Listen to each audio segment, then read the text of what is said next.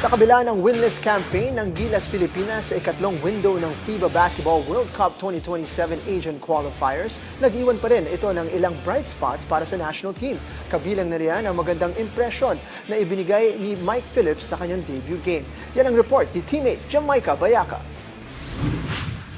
Hindi nabigo si Mike Phillips na patunayan kung bakit tinagurian siyang Motor Mike sa kanyang unang pagsuot ng jersey ng Gilas Pilipinas sa Window 3 ng FIBA Basketball World Cup 2027 Asian Qualifiers. Kahit yumuko sa New Zealand 106-102 sa double overtime, nagtala si Phillips ng 2 puntos, 3 rebound at 1 steal. Bagamat hindi naging mataas ang kanyang naitalang numero, malaki ang naging ambag nito sa rebounding, hustle plays at pagkuha ng mga loose ball na nakatulong upang makasabay ang pambansang kupunan sa Tall Blacks. Laban naman sa Australia, tinaas si Phillips sa starting lineup dahil sa pagliban ni Justin Brownlee. Tumugon ng dating De La Salle standout sa pamamagitan ng 6 na puntos at 14 rebounds habang patuloy na nagbigay sa enerhiya ng kanyang mga kakampi sa magkabilang dulo ng laro kahit nabigo sa Boomers 92-49.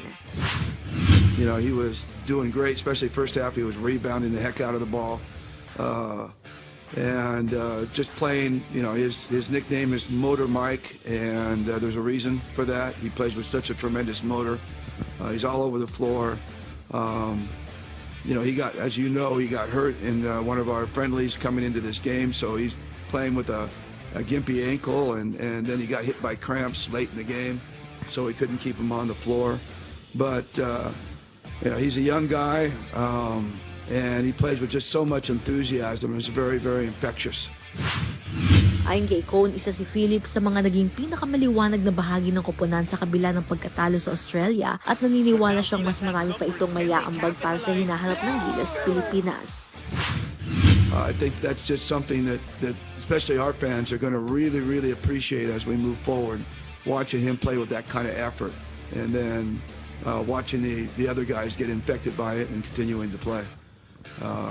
Yeah, he was really a bright spot for us tonight.